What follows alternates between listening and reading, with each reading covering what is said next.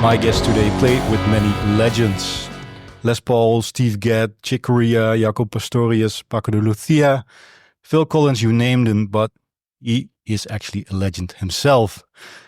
Known for his explosive technicality and soul-stirring compositions. He has spent decades not just playing the guitar, but also redefining it. He has influenced many generations of players and continues to resonate across genres. Welcome to this episode, Al de Meola. Oh, thank you. Thanks for the invitation. How are you doing, Al? I'm doing a lot better. In fact, I was doing good right up until that one little incident last year. Yeah. I had a heart attack on stage, which was something that I would have never expected ever, because I live healthy. I've never smoked a cigarette in my life. I've never abused any kind of drug at all. But it was, I found out it was a genetic predisposition because my parents had some heart issues way later in life. And it was not a big deal, except what made it interesting for press-wise was that it happened in the middle of a show. Actually, it was near the end of the show, thank God. And it was in the middle of a song. And that's, I think kind of unusual when you hear stories about people have gone through such a thing. Usually it's, at a hotel room or at home or, somewhere else other than the stage or in the middle of a song, Maybe you're lucky because of that as well, right? If you're home alone or something, or in a hotel. You hear about that home alone. Or it could have been, the next day we were flying. So if I was due to fly home, which if it happened over the ocean, it would have been the end of my life, So luckily it happened, and it was in Romania, and we were lucky to get the top guy to do what he had to do. It was not open heart; it was more stents, and which is not a big deal. When you think about it, it's routine for them, and it's not highly invasive. Like there's no cutting or anything like that. It was pain when I was having a heart attack, and then once you get to the hospital, they give you a nitroglycerin under the tongue, kills the pain, and then they put you in the operating room to deliver through the channel that you have, either through your hand or through your groin, to go up. And there's no nerves inside, so you feel no pain. And then they connect inside the arteries to widen it, and you're good to go. But when it happened, like afterwards, because you said, "Okay, I live healthy," were you surprised or also? I was disappointed. Disappointed. Yeah. When I'll never forget. I felt the pain, and it was like extreme. I said. And I was laying down. I made it off the stage, and I laid down the back of the curtain. Yeah, and it was getting intense, like a super heavy weight in the middle of my chest. Okay, so I said this could be bad, but I wasn't sure. Then when the ambulance came, they were doing their tests in the ambulance. Yeah, and that's when the person doing the test revealed to me right to my face, and he said, "Sir, you're having a heart attack." And I was, oh, damn. Why me? I was disappointed. I wasn't scared. I was just, damn, I did everything right, and I'm having a heart attack. I know friends of mine that are like way overweight, and they chain smoke, and they're fine. Did you also at one point go like, okay, that's life, that you have control up to a certain point, but life also happens, right? Like, yeah, life happens, right? And so I said, okay, here's a brand new experience, so I'm going to do whatever I have to do. And I said, I remember I kept repeating, guys, just do whatever you have to do to keep me alive. Don't let me die. Just don't let me die. I have a little girl. I want to see her grow up. Don't let me die. And they really did get the best guy. They must have summoned him by phone or whatever, and I said, "You got to come in now. This is important." And he did everything perfectly right according to my American cardiologist. So how was it stepping on stage for the first time again after that experience? No big deal. Okay. I'm perfectly fine, and there's no restrictions really. In fact, 1 month before the heart attack, I was in our home, and we have a place in Capri, and the house is way up high, 5,000 feet. So and down below is the sea. I saw and pictures. Stairs that go all the way. I mean, and hardly anybody could do this. And so I was doing that 1 month before the heart attack every day, and I thought, oh, maybe that was. So my cardiologist said, no, that's what made it stronger, and you actually developed an automatic bypass, which made your heart way stronger, something to that effect. And so I asked him, I said, well, now that I've had the heart attack, and I'm going back this summer again, which was last summer. Can I use the stairs again? He goes, absolutely. Do it every day. Oh, yeah. Strengthen. Yeah. He goes, so I have no restriction in terms of exercise and things like that. That's a good exercise, man, these stairs. I climb all the stairs back up to the ninth floor again. And then you eat some buffalo mozzarella. I saw with your the buffalo daughter. Mozzarella, we have an article that came out that has now reversed their thoughts on cheese. Oh, yeah. Cheese is extremely healthy and good for you. Okay. In every aspect. You got to read this thing. Okay. As long as it's not super processed. But it's the benefits of mozzarella are, I want to try to find the article. It's unbelievable. Okay. And people will not believe it when they read it. But this is all scientific. And it's tasty. So. Yeah, well, we used to think, loaded with fat, and that's not a good thing. And I used to also think, because prior to the heart attack, I had 2 days of eating steak in a row. And I never eat steak 2 days in a row. But I thought, okay, well, maybe that's the reason. Now, my cardiologist says, oh, no. Steak is actually very good for you. Really? I said, what? He says, no.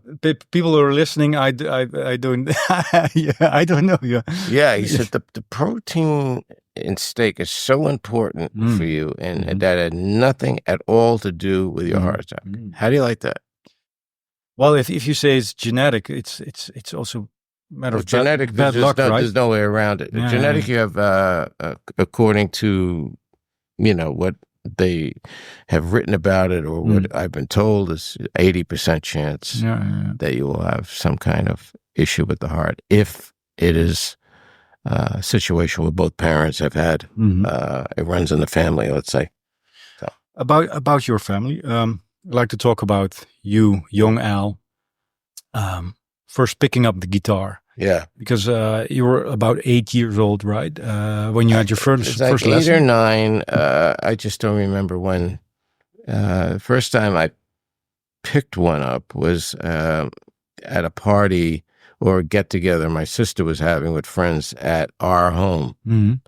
My parents were not home, so she invited all these kids to come over. So... And she's 7 years older than I am. So that would have made her probably at that time 15 or 16. And, a couple of the boys brought over, I remember a couple of Fender amps and a couple of Strats. Okay. And then, people were dispersing to all different parts of the house and backyard and everything. And so there was a moment when they were just lying on the ground, and I just... picked one up, and I remember I was with my left hand using my thumb on the sixth string. Playing "You Really Got Me." Okay. Boo boo boo boo. Open E, F sharp. Oh, do do do do. Do do do do. All up the A, back to do do do do do do do do. So. I see you smile when you think of this. Yeah, I smile about it because it was the very first thing that I played. And now one of the kinks because it was a Kink song. Yeah. Lives near me in Englewood, the next town really? over, like a couple of towns over. He moved there. He probably met a girl from the States. So it's funny.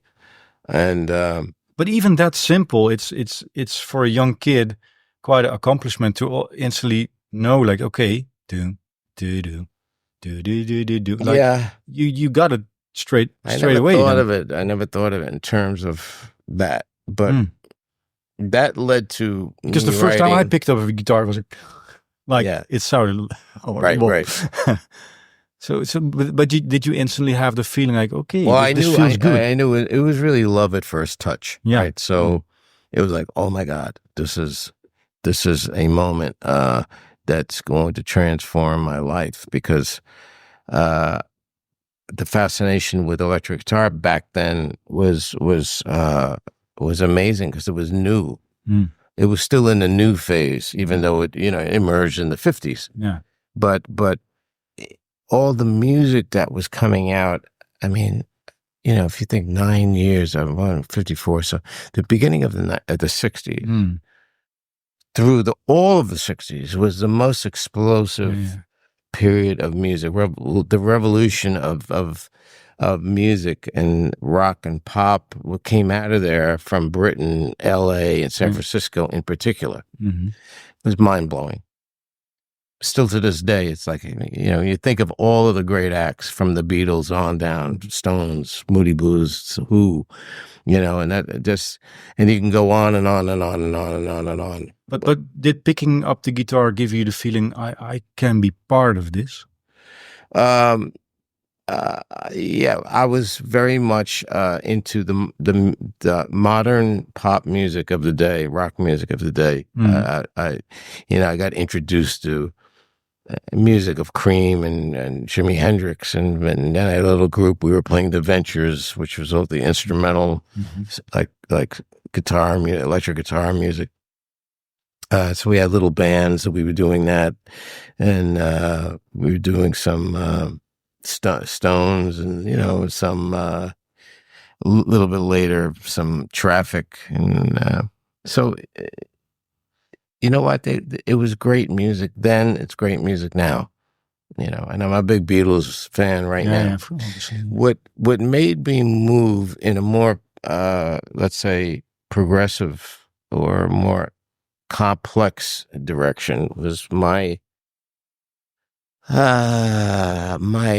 need to explore more, to learn more, to do more, because I was finding the solo direction of my favorite band, the Beatles, not so interesting. So I started to lose interest in what they were doing, and I was looking for the next thing. And eventually came upon Miles Davis' Bitches Brew, and then absorbed all the jazz stuff, which I already had my early training in jazz, because when I started taking lessons at 9 years old, it was from a jazz guitarist, old school.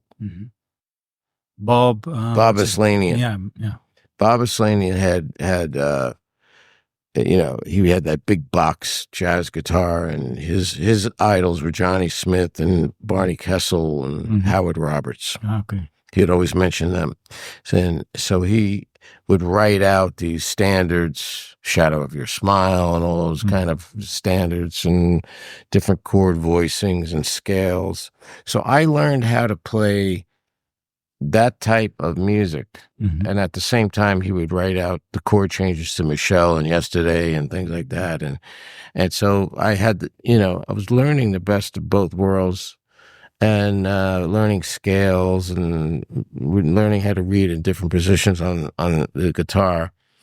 But because I was versed in scalular playing, I didn't fit into any rock type of situation, because the rock guitarists were never using the pinky, ever. The pinky on the left hand is never used with most of those rock guys, because they play in a pentatonic type of style. And I couldn't emulate that. I didn't, even though I liked hearing it, I was coming from, the lessons of jazz. So at one point you must have thought, I want to go to Berkeley. Yeah. Can you tell me something about that phase in your life? Like, It was great. It was great. It was. I definitely wanted to keep learning. Look, I'm at the age I am now, and I want to keep learning. I really would love to, but I don't have that that opportunity to really take a big chunk of time.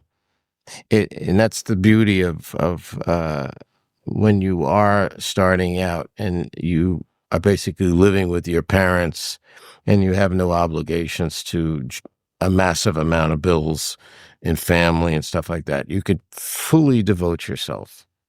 And back then, really fully devote yourself because there was no such thing as a cell phone or a computer, and which is the big problem today, bigger than we can ever imagine. Is the cell phone and the computer is completely necessary in certain aspects, especially of business, or just information. But there's just so many things you could do on these contraptions that can take your attention away. Even Matteo Mancuso, we talked about this, and he said it's a challenge, and he obviously is a big talent, right? And he has focus, he finds focus, but I can imagine it breaks up the focus. It's when we made those early records, all the musicians would be totally focused. No one checking their phone. Okay. We would tell the receptionist in the hallway to do not let the phone ring in the control room. Just take messages. So we will all focus. We go in, we do a take, we come in the control room to listen and study and go, yeah, we can get this better. We talk about it and everything. No one is taking a moment to check their phone and, like diverting the attention. So what's been happening is more and more our attention's going to so many different things that we set up in a network situation where you got people can contact you any moment. And God forbid, someone's got to wait for an answer, and there's so many places you have to look to see if you have a message. But back then you were in this hyper focus. Yeah, that's why those early records sound great, and it's harder to make a record now, much, and the incentive is so much less because there's no stores anymore. In the United States, there's not one store. It's gone. So nobody's buying records like they used to. In a way, it's two-way, right? Because nowadays, if you have a computer and you can do a drum loop and you can record it like anybody basically can record, but it's at the same time more difficult. There's some advantages and a lot of equal, if not more, disadvantages too. The era is stranger and not better. So when you were in that hyper focus and have that goal, okay, I want to go to Berkeley and have a career in music. What kind of support did your family give? Well, they saw that I was unswayable. They weren't going to be able to convince me to go take up a trade just in case it doesn't work out. Was there any other alternative of what you wanted to be? Or no, I had tunnel vision that I don't know how the hell I had it so strong. Like what made me so... it's not like I wasn't insecure. Of course I was insecure. I was like, I wasn't cocky and very self-determined. I was determined, but I was, there was something that happened to me that pushed me over the edge. You say, I don't know, but what are I the know answers? What the edge was. And the edge was I got rejected from a band.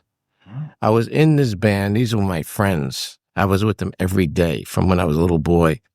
And we had this band, and they kind of introduced me to all of the hip new records. And we used to go into New York to all the hip shows and everything.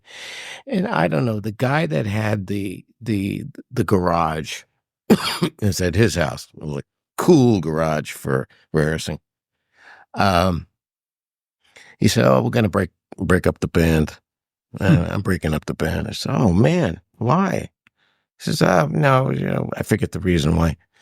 So they reformed the band like within days with somebody else. So I took it bad. Of course. Yeah. And I channeled all of that hurt. And it was really hurt at first. And then it turns to an anger that really turns into determination to get better and actually show them. So I said, I'm going to take this summer and I'm going to study and practice and I'm going to show them. That was the kick in the pants was the best thing that ever happened, because I really had the strong desire to grow fast. So my father, who was a builder, saw that, I at first was upset. And so he built this beautiful music room on top of the house with a separate entrance for my other friends. So then I would have jam sessions up there and groups up there and everything. And he did that out of love, and out of, he saw what I was going through. And it was only 2 years later, I'm playing with Chick Corea. Wow, 2 years? Yeah, 19. But that says something about you, because disappointment like that can go different ways, right? You can really go like destructive. Or I was so down that it resulted in my father feeling so bad for me that he said, okay. Well, first of all, he wanted to go down the block and just beat the crap out of this one guy in particular. Instead, he said, "I'm going to build you a music room." And let me tell you something. It was phenomenal. He canalized his anger then also. So he channeled his anger and that brought me back up. Yeah. And this actually happened.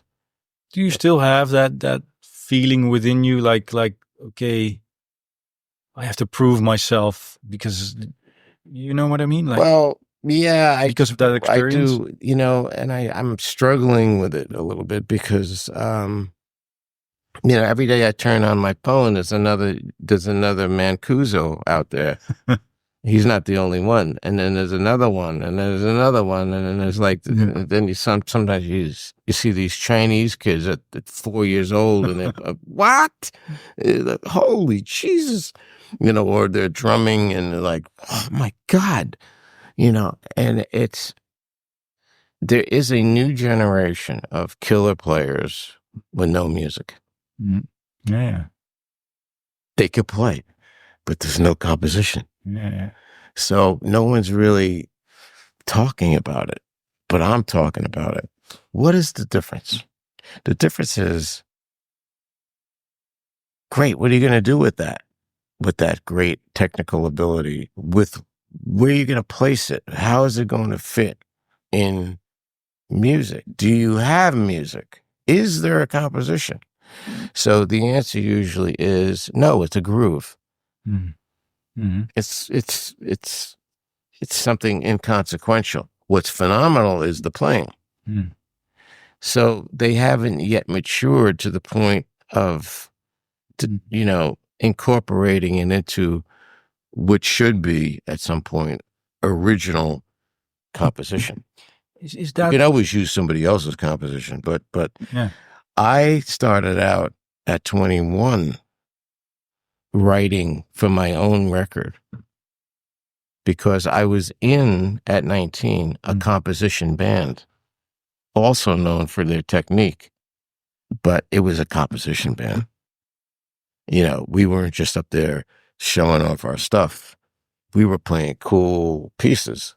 But your last album, 24, is also, you stated this is composition-wise my best album, right? It's even more so a composition album because of COVID. We didn't have the availability to fly people around and get together in studios. That was out of the question. So this became a record that I pretty much made on my own, all the parts, and became more of a composition record than the earlier records that incorporated a whole band in one room playing at the same time. You know, In what way does your experience resonate in that album, you think, as a composer? Because you say, okay, nowadays there's so many kids that, wow, technically super advanced. those kids can't play anything from my record if they tried. Yeah.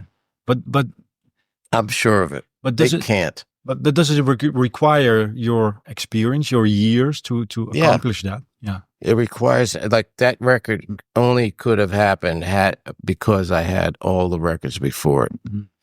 So it was an evolution, and quite a big evolutionary jump in musical depth and also in composing skill, I would say, of my own doing, because I credit a lot of it because I had that extra time, because it was COVID time, and we didn't have anywhere to go. There was no packing of bags, going to airports, interviews. It was just free time, almost like you're totally retired, and I could totally focus. And the thing that started me off composing for the record was my anxiety with the news and how the devastating statistics of what COVID was doing to the world,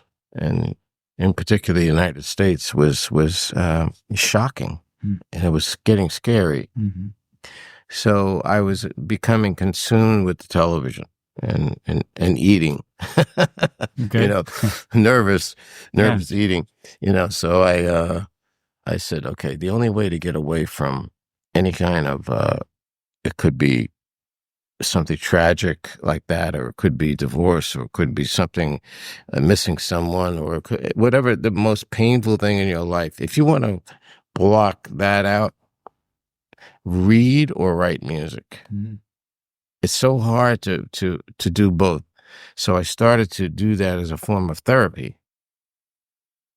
So that started out like that, and it just started to grow, like unbelievable growth. And it took over a 4-year period, mainly because the record company had no rush for it. He said, take your time. We're not in a hurry. So I said, okay, wow, okay. It was never like that in the past. You would always have a deadline. So I had a lot of extra time. In fact, I spent a lot of my own money to make this record. It turned out to be a record, an art record, you know, something, that would have never happened had it been a normal course of action, you know. There's also a song for your daughter on there, right? Yeah, now she inspired that one song by coming down and attempting to say goodnight, but also doing her own little ballerina dance at 5 years old. And after seeing the Nutcracker Suite, and she was so enamored with the ballerinas and the music. So I just was watching her. I turned away from my writing board because I was working on a piece. I just turned away. I was watching her, and I just started to play this ostinato figure, arpeggiated ostinato in 5/4, and I was just singing against it, you know, like a little nursery rhyme, da da da da do dee da da, you know, and I put words to it. I was making up the words as I was going along, and I said to myself after a while, wait a minute, this could turn out to be something cool. So I wrote out the main chord sequence and the main A section melody, and then developed it and redeveloped it, and further, another step, another section. And then when I was finished with it, I was like, wow, this is really cool. And then my co-producer friend, he said, now what you got to do, we got to put a real orchestra on. I said, oh my God. Okay, a real orchestra. Where am I going to go for this? So my conductor, a friend of mine, he put together an orchestra in Milan. So I flew over to Italy, and we added orchestra to 3 pieces. That's beautiful, man. Yeah, and I think it's... what would young Al say if he heard that album?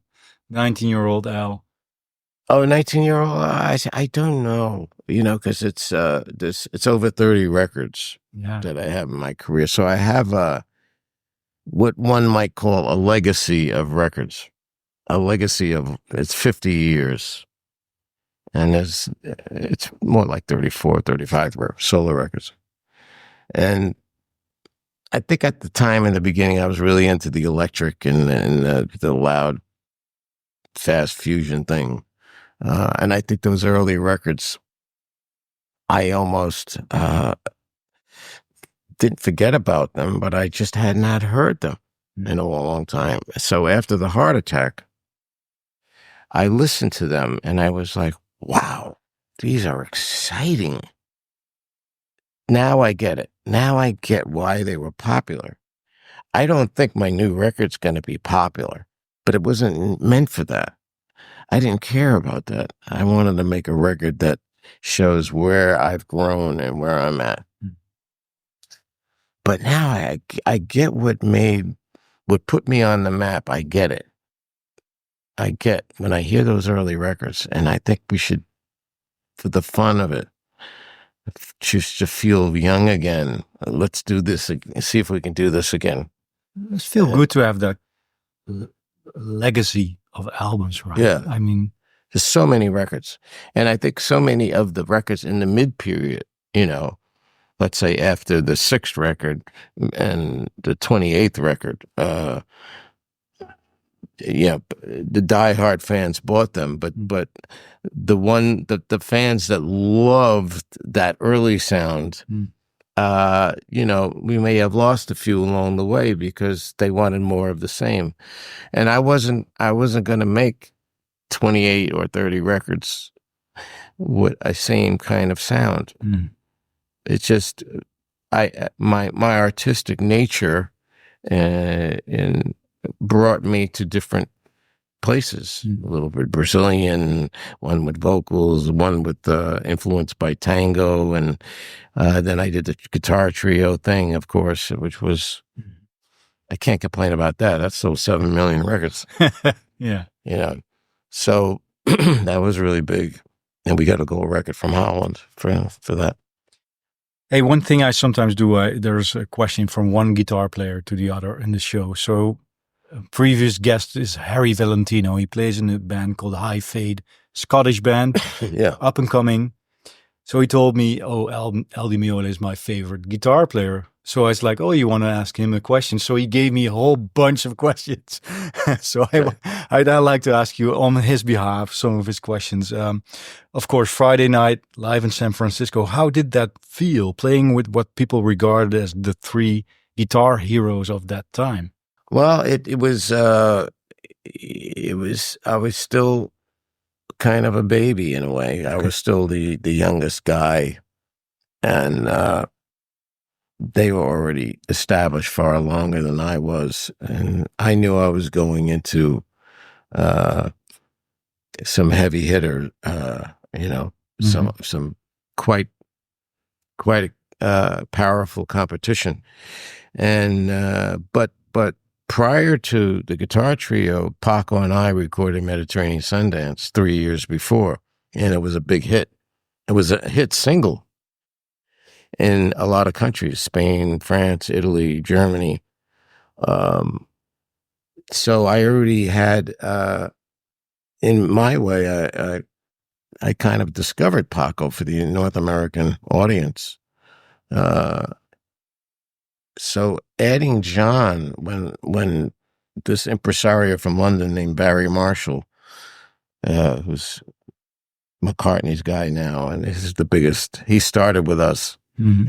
It was his idea to put John with us, and I said, well, if you do that, this thing's going to be phenomenal. If we have John and Paco and myself, oh my God.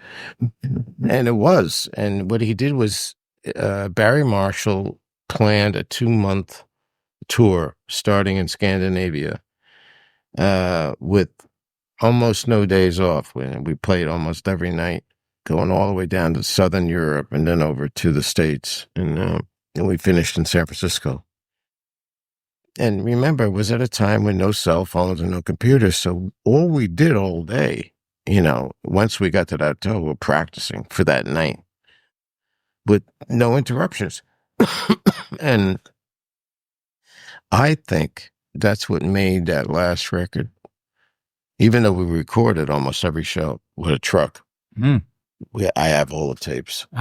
All the tapes. Because another question of his was, were there any more takes of Race with the Devil on the Spanish Highway? Yeah, well, not with the guitar trio, but there's a million of them with Race with the Devil. But that's with electric. Yeah. But with the guitar trio, it was all acoustic, and it was the last 2 shows that we were on fire. Our chops were at the best. I mean, even in that age category, your chops are going to be at the best, But we played every night, and we played with such inspiration. We were playing for one another. This is what he should know and the audience should know, is that when we played the show, we weren't playing so much to the audience as we were playing to each other. So I wanted to show Paco and John, okay, my solo, and then I could see they're like, okay, now I got to top it. So then the next guy would try to do something that's going to be spectacular. And I'm like, holy God.